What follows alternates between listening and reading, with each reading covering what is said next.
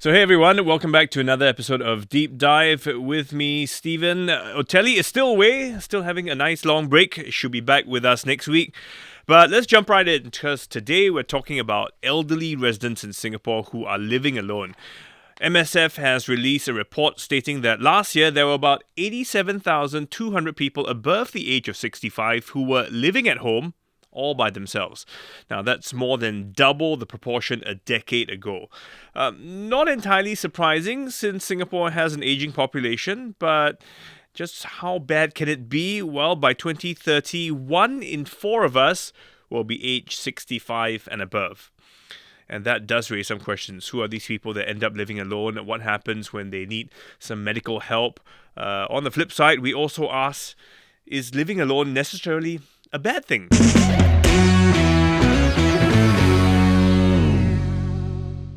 All right, welcome, Reuben. Let me start with you. Give us your take on these latest statistics. Why have the numbers doubled for elderly residents living alone? I think, Steve, you hit the nail on the head that Singapore is fast becoming a super aged society. Yeah. Now, there are 3 territories in Asia that are super aged: Hong Kong, South Korea, and Japan. And very quickly, we'll join the ranks. Okay. So in about a couple of years, we'll be super aged, just like these 3 places, where 1 in 4, 1 in 5 will be 65 years and above. So actually, the critical thing here is against the backdrop of this rapid aging population, one of the key things to understand is that, yes, the numbers have doubled. But if you look at the report from 2013 to 2023, actually the number of people aged 65 years and above have increased by over 70%. So that's actually a really big number. We have done our own projections as well. We found that actually disability rates will increase 5 times in the next 40 years. Disability rates. Rates. Okay. That means people who cannot maybe dress themselves, eat and things like that will increase 5 times in the next 40 years. And social isolation will actually increase 400% in the next 40 years. Wow. Okay. So this trend, I mean, we've mentioned doubling, but it sounds like things are just going to get worse. Exactly. Okay. And the fact that there are going to be more people needing more support, more Yes. care. So Karen, I mean, with Lions Befrienders, you are out there, working with a lot of our elderly folks, supporting them through this journey. Have you also seen an increase in the number of old folks who are living on their own? Definitely, we've seen a lot more seniors living on their own. Mm-hmm. And come 2030, the number will exceed more than 100,000. Okay. Now, generally, it is also true, primarily because Singapore focuses very much on ownership of property like HDBs. Right. And so generally, most of us do not stay with parents. Question is, how far do we stay from the parents? And if so, who is going to be helping us to look after our parents? Is it caregivers? Is it neighbors? Is it a community? And the question primarily first is, there is nothing wrong living on your own, provided you are in good health. Okay. There is something that we are most fearful of. For us in Lions Befrienders, we are responsible directly for 27,000 seniors by 2030. Today, we are already looking after 13,000 seniors and only with 150 staff. Technically, few things have to be considered. One is resources. If we have more staff, who's going to pay? Taxpayers going to pay a lot more, right? We're not a welfare state. The secondly is you cannot have this. It's actually a mutual relationship. We also need seniors to help themselves, and we also need a community to help the seniors and for everyone to step up. Okay. What we are going back to is very much like the kampung spirit of the good old days, whereby everyone is taking care of one another. You've mentioned quite a few things, but first, so the trend is, yes, there is an increasing number of aging, folks, and there'll be greater needs, more resources need to be given to that. And you've mentioned community as well. And yes, of course, more couples are getting married but not having children. Yep. So that's another concern, which means down the road they will need to be cared for as well. Karen, when you work with these older folks, give us some examples of some of the real needs that are out there. Primarily, it's about social isolation. That's when they start feeling that no one cares for them. And therefore, with that comes a decline or the will to live or the will to take care of themselves well, because they find that there's no purpose. So if you follow Singapore's aging in place policy, healthy aging, healthy SG as well as Age Well SG, all this tries to address the physical, social, psychosocial, as well as the emotional needs. Okay. But social isolation and aging in place are two different separate, things. Yeah, yes. let's not confuse Correct, that. So yeah. maybe, Reuben, you can help us clarify that. Social isolation, I imagine, is just you block yourself out from the rest of the world, kind of. I think it's really important to understand that social isolation has a lot of different physical and psychological impact. In fact, a couple of years ago, the Surgeon General of the US says that loneliness, social isolation, is actually one of the biggest drivers of early death or mortality. Okay. Why is that so, right? Because if you are living alone, when you're older adult, sometimes you have a higher increased risk of falls. Yeah. If you fall down, who is going to know, Okay. right? In fact, we looked at some of the statistics that are quite startling. Almost 80% of people aged 65 years and above visiting an emergency department in a hospital is because of a serious fall.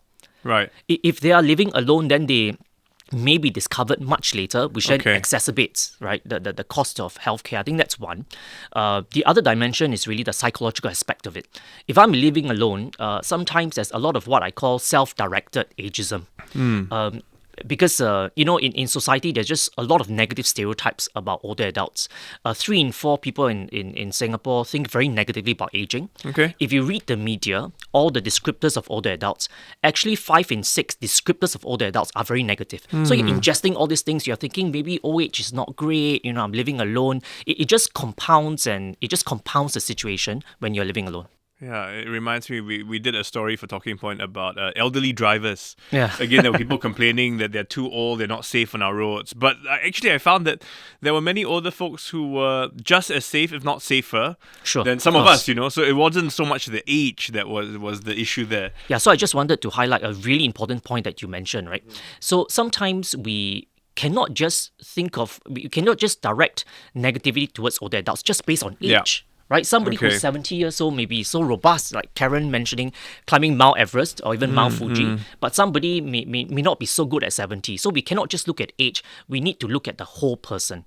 And sometimes in Asia, especially, we have this thing called benevolent ageism or compassionate ageism, right? It means that it's not for a lack of good intention. We want to take care of our older adults, but sometimes we over take care of them that we take away their autonomy. Right, okay. So I think it's important when it comes to this driving thing. I think we really need to not just look at age, but the person, and let's just give them as much autonomy to do their Okay. own stuff independently as possible. So that sense of independence, because Yes. again, if you don't even let me carry my groceries, because you think I'm too weak, then Exactly. after a while, my muscles will become weaker because they've never Yeah. been used, right? And I'll recognize that I'm too weak and always look for help. I see. So that's an interesting conundrum. So people want to age in place, age at home. We all prefer to stay home when we're older, right? So how can we support these people, especially if they're living on their own? Because even some of those who live with families, well, sometimes they don't get along with their families too. So they can also be isolated even in a crowded space, right? Is there a way for us to support them and while giving them the independence? One is through resource allocation. That means that no seniors will fall through the gap. And there's a whole community of support, both from the medical team as well as the social team. We go to everybody, making sure that they either come downstairs to the Okay. active aging centers or the satellite areas, or we go to them to make sure that they maintain or they have early detection, early intervention, and even in the areas like dementia, we do early intervention so that their onset is delayed, which means that they have the best quality of life for themselves till the very end. And for us in Lions Befriender, we do added thing, which is actually fulfillment of dreams, whereby we work with the seniors such that the dreams that they once had, the childhood, Yeah. they will be fulfilled through activities before they leave this world, which means that technically what we want for them is they leave this world with no regrets. Okay, so they wanted, yeah. I wish I'd learned how to play the piano, Yeah, we for have them, example. Then yes. Okay, but what you're basically saying is that there will be more resources to support even those who are living on their own, and they will be better engaged. Is there a more intentional effort to go out and reach out to them so that they are not socially isolated? Yes, the Ministry of Health and AIC have already embarked on this journey, which is why you have them, as well as us, being very active in the active aging centers, getting more people. But the center means you need to come down to my center, right? Yes, but it also means that technically we go out to them.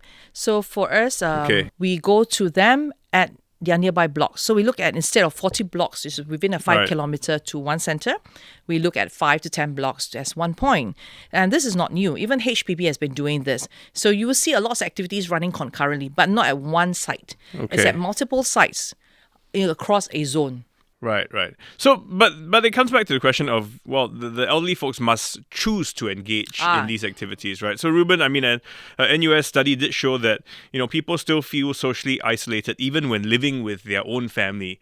If they choose to not, I guess, engage, maybe they don't get along with the in-laws, or so the physical proximity, while it helps, does it really solve the issue? I think the broader strategy here is really to have different strokes for different folks. I think that's really important. So Karen, Lions Befrienders, has done sterling work, right, in this particular area.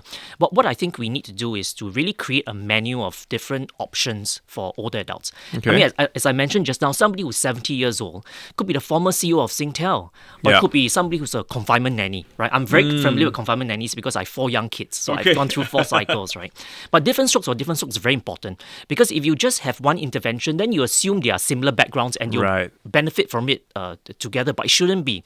So there's always a spectrum of older adults that are quite able, and I think it's important to sort of cater to them. So last year I spent some time in Japan, Yep. working with Nikkei Asia, trying to have a more positive narrative about aging and looking at some of the positive economic upsides of aging. Okay. Everyone's just really negative, right? And one of the programs that we put in place is this silver entrepreneurship platform. Right. Now, most of the time when you start businesses, it's always about young people out of college, Yeah, Facebook and things like that. But actually, there are older adults who are brimming with ideas and they have the benefit of experience. But sometimes the labor market is not flexible enough for them to come out of their job to Okay. do this. So what we did in Japan was to have a silver entrepreneurship platform. We got together some venture capitalists, and we would fund business ideas only from people who are 55 years and above. Right. Okay. So we create that pool, and they could, come together with some of their friends, or they can be, we pool the demand together and they start businesses. And some of them have been very successful, and they've actually Right. exited quite successfully. But the key part there being the fact that they are engaged, or they are continue Yes. to be engaged even in their later years. Exactly so. So, for example, I could be an unwilling grandparent, maybe Yeah. living with my Yeah. grandchild, right? I may not like to do some of the activities nearer to my place, but there are these platforms that I can go to and get my dreams fulfilled. Okay. Right, so I think it's the fundamental point here is really different strokes for different folks, so that we can have a menu of stuff to keep older adults, regardless of their background, as engaged as possible. So that's a good point. And let's talk about, moving forward. What can we do to help better engage our elderly folks? Because right now, unfortunately, as you get older, you think, well, my next stop is a nursing home, which often feels like a very oh no, I don't really want to go there, right? So what can we do along the way to allow them to age better?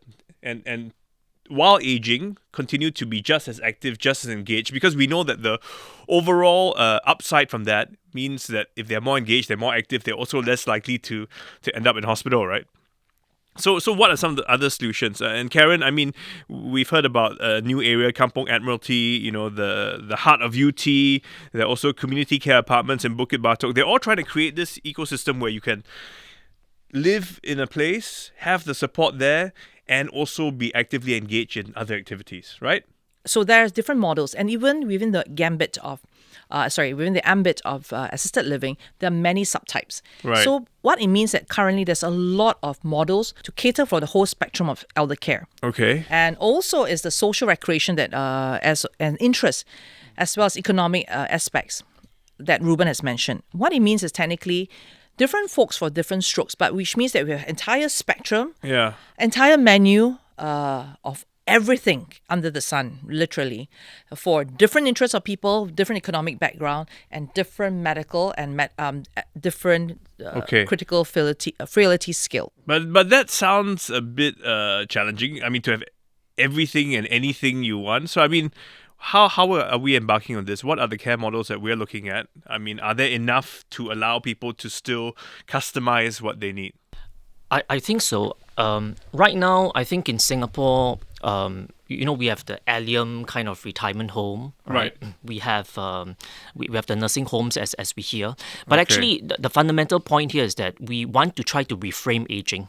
from something that we think of aging as a burden to something of a blessing. Okay. Now, I think it's really important to note that never before in history have we been able to live so long. Right. So okay. aging is indeed a blessing, right? So further on from that, I think it's important also to reframe how we think about a nursing home. Because gone are the days where nursing homes are dingy places with negative, all kinds of negative stereotypes that you associate with. It's not like that right now. Okay, but right? there still tends to be a Sure. bit of a negative association to nursing homes, right? Yes. So we want to try to disabuse ourselves Okay. of that negative association. Because if we have that tendency to think that nursing homes are like that, then we want to delay as much as possible, right? Sure. We always think it's a condemnation to send somebody to a nursing home, but it's not like that anymore. These are assisted living facilities. These are places where you can get help when you want it. Imagine if I'm an older adult living alone at home.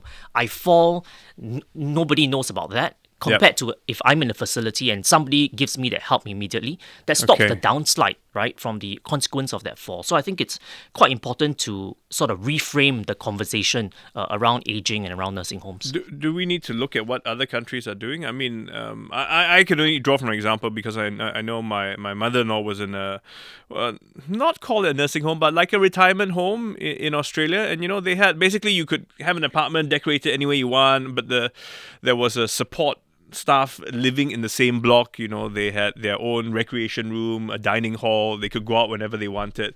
So allowing you that level of independence and dignity, but at the same time with the support as and when you need it. Actually, we have that in Singapore. We right? do? Okay, so assisted living means you have to move out from your premise into a area where there are similar seniors or different kind of seniors, each one take care of each other.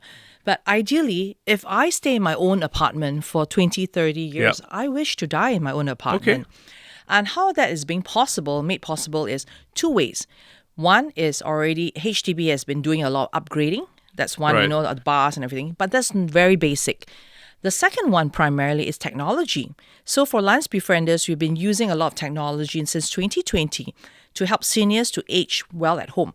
We use different kinds of sensors for previously and now is fall detection. You can use Right. LiDAR, you can use LED, you can use sound, etc. But now we are also looking in the centers, the gate assessment to do prediction of falls. Okay. And on top of that, we use a lot of AI. So even the person who comes down or we go to them has Right, early, we could tell that there's early detection. So are you saying that technology will allow us to do something similar? Yes. You don't have to physically be in an environment where Yes. there's the support, but the support Yes. can come through technology Yes. and be brought to you as and when it's needed. So, but the only most important thing is the mindset of two type of everybody. In fact, one is seniors themselves now. Okay. Even though when we first started technology in 2020, 6,500 seniors, most of them for rental, and Yeah. 80% of them have little or no education. But they, surprisingly and actually respectfully, they could use technology when we introduced to them. With virtual befriending Okay. at the SACs. From there on, basically, there's no turning back. Then we use all sorts of technologies. Even we have this thing called the Kampong Super app, which Right. we have multiple apps coming in. We also have I Am OK for them. I'm OK means technically, even for 18, 90 years old who cannot read or write, Yeah. we just tell them, just don't switch off the power. You just press this button within a certain hour. So let's say N plus Okay. 1. It's like a check-in to say I'm okay. So it's self-ownership. And we don't want them to rely on us. We want them to take ownership themselves. And they're proud to do it. Yes. But you know what? Actually, I didn't know about a lot of the things you're mentioning, and it sounds like quite a lot. We're talking about infrastructure changes, but you mentioned a mindset shift as well earlier. So do we need a mindset shift from the elderly folks or from the folks like us who are supporting the elderly in that sense? And both, right? Everyone. What kind of a mindset shift are we talking about? Okay, so definitely for us is like what Reuben said, is society understanding that seniors themselves, these are people who just have aged. I mean, in terms of at the age of 65, they retire, for example, 68, they retire. But it doesn't mean that after that, life is basically off the cliff. No. In fact, these are people who brought Singapore from a third world to a first world in one generation. Yeah. So who is to say that at age of 68, that's the end of it, basically because they're not economically not able to contribute, they can't do other things. So then it's a mindset shift of that. And the second one is mindset shift of for the seniors themselves. They also have to understand that it's their own ownership an interest to take care of themselves. They cannot keep on relying on the government to get the nurses to work with them, Right. etc. So you must want it. Because when we first started Health Coach in 2020 with NTU and later on with NHG, Yep. the best part is we had out of 10 seniors, only one understood. The seniors, the nurses will ask them, and some of the trained staff will ask them, what would you like to achieve for yourself? Then they said, Missy, you tell me what I need. But so in other words, only one will say, I want to lose weight so that I am able to walk longer distance. Right, So right, you okay. can see the shift. 9%, 90% is waiting for everybody to tell their answers. Right, So the right. question is then, what are you owning your own life, So, or someone's owning your life for you? In other words, not look at retirement as a stop and say, okay, now I do nothing. Yep. But to approach it as a like, Beginning of what second can I do adventure. next? Yeah, Correct. what new adventure awaits? So I think like you mentioned astutely, right? It's not the retirement; it's the attitudes behind retirement. okay. I think that's very important. In fact, we did a few studies showing that people who have positive attitude towards aging, actually they live 8 years longer than those who think negatively about aging, and those who have positive attitudes towards retirement Yeah. actually live significantly longer as well. Those who have negative attitudes. I think the key here is to prepare for retirement. And sometimes when we prepare for retirement, we are always preparing. Okay, first of all, people don't usually prepare for retirement. If they do, it's mainly financial, Yeah. not psychological. But sometimes the thing about retirement is, if I retired, my spouse hasn't retired. So how, right? What's going to go on, right? Then Yeah. if I retire, do I want to take care of my grandkids? So all these are psychological preparation for retirement. If you want to think this through, talk this through, I think that's important before retirement, and try to phase out your retirement, because it is most damaging if I'm working so hard today and tomorrow I retire. That's not great Right, psychologically and for your body. So I think if we phase out that retirement, prepare psychologically for retirement, I think we'll be in a much better place. Okay, so in a way, again, it's not a full stop, as in I retire today, tomorrow I do nothing, but it's more a gradual, maybe I'll cut down on the amount of work I do. It's sort of a slowdown in a larger scheme of things. Okay, let's end off in that sense by saying, well, how can we prepare for retirement? What would you guys do? What would you start doing now? Who should I start talking to my kids and say, hey guys, you're gonna stick around, you're gonna be taking care of me in 20 years from now, I think one of the key things that I would want to think about is caregiving. I think Okay. caregiving is extremely important. Okay. So in the past, we used to take care of kids in our 20s, right? We have kids in our 20s, and maybe we take care of our older adults in our 50s, right? But now, because of people having kids later, we're now taking care of kids in our 30s, early 40s. Yep. And because we are having kids later, parents are we're getting much younger, and then we have to take care of our parents. Yeah. So that taking care of kids and taking care of parents are overlapping. See, I that's what I see. call interlocking moments of Okay. life. So I'll give an example. This is a situation for me, right? I Yeah. have 4 young kids. My mom is getting old, right? My dad passed away several years ago. Yeah. So these are interlocking moments Correct. of life. There was a situation whereby two of my kids had hand, foot, and mouth. So it's KK Hospital. My dad was sick with cancer. Tan Tock Seng Hospital. So I was basically living out of 2 hospitals for 3 to 4 months, right? Okay. So I think these are real issues that we want to think about, right? I think in retirement, we want to think about caregiving. And from a policy perspective, how can we provide not just for discrete moments of life, but when different moments of life, like taking care of young people and older adults, interlock Yeah. at the same time. That is the new reality. Right. And I think from a policy level, we want to think more about that. But nobody can anticipate that. And that will happen. We don't want it to happen, but it does happen. And Yeah. I mean, your parents also, when we get sick, we don't want to get sick, but we're in the hospital and we would like the kids to come and support us. Yes. But at the same time, I don't think there's anything else I can say like, yeah, don't come, I'll do it on my own, right? So what then? I think it's to really prep that both things will happen at the same time. Okay. So it's to really give support to caregivers that things will happen at the same time. Now, the other thing also is the support for caregivers is really important. I think that's the fundamental bedrock. So I think sometimes caregiving, we did some study about, media research and things like that. Now, actually, we don't talk, caregiving is so important, right? Yeah. But we don't really talk a lot about caregiving. Now, I was so surprised that we talk about cars 60 times more than caregiving. In Okay. fact, technology, right? We talk Yeah. about technology maybe 55 times more than caregiving. Right. And get this, we talk about bubble tea 2 times more than caregiving.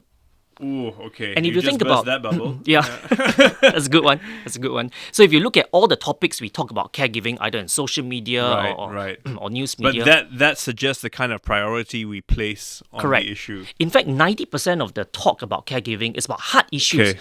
where to get Okay. subsidies and things like that. But only 10% is about soft issues like how do we cope with the stress of caregiving? How do we be Right. more resilient? So I think on one hand, it's interlocking. A lot of things are mixed. But I think if we want to focus on the psychological aspects of caregiving, give people that caregiving Yes. resilience and awareness, I think that would put society in a better state. Whether you're an older Okay. adult, Okay. you're somebody taking care of an older adult, society becomes stronger. So for us, what we want people to plan for in terms of retirement are basically a few things. Physical health is most important. You have to start young in terms of your health aspect. The second one would be social. You need to have friends, even right from early stage. You may not have many, but have few good ones. And you need to have social network. What we have noticed primarily is when the couple staying on their own, when the wife passes away, the males usually have a harder time, or they would start to decline even faster. Right. Because the others, the better half, who has traditionally done The a lot better of things. half. I like that. Okay. Or what? No. No It's gender true, bias. It's true. Okay, so and they are not used to going out to mix with Yep, people, yep. so that becomes a problem. The other aspect, of course, is the mental preparation. Yep. Socialness, social integration, or social activities Okay. will help connection, will help a lot with the mental aspect and the psychosocial. The spiritual, not just about religion, but about finding a purpose in life is very important. Even in for those who have a stronger willpower, they're also able to overcome illnesses much better and bounce back. And for Okay. purpose means you can get out of bed in the morning, etc. Financial, I don't have to mention. Yeah. Of course, and the other one is volunteering, or you find a micro job. It's volunteering because Okay. that could also add to your purpose. To be fair, the community really needs to help one Sure. another. And with that volunteerism, taking care of one another, taking care of your neighbor, taking care of even the younger children, giving them free tuition, etc., contributing back to society to make you feel that you are still needed in society. Right. And that's the premise of humans. Yeah, the socialization, giving yourself some purpose in life, something to do even after retirement is very important. But at the same time, as Reuben has mentioned, expectations, knowing that we are planning for possible tough times ahead, knowing that these may come around so that we're, I guess, more ready when they do happen. So on that note, folks, I think it's a lot to take in, and as we do all get older, myself included, there's so many things to think about. Often we think about the financial aspect, but we've now learned that there's so many other areas that we need to think about, and it's not something that you do in isolation. It's best done with your family, with your spouse, so that you can be better prepared for that next stage of life. It shouldn't be retirement, as in stopping, but something new, some new adventure. If you have any thoughts you want to share with us, do let us know. We do love to hear from you. Drop us a comment anytime. But otherwise, this has been Deep Dive. A shout out to my team: Tiffany Ang, Junaini Johari, Joanne Chan, Saya Win, Ho Pei Ning, Shaza Dalila, and Alison Jenner. Video is by Hanida Amin. I'll see you next week. Bye for now.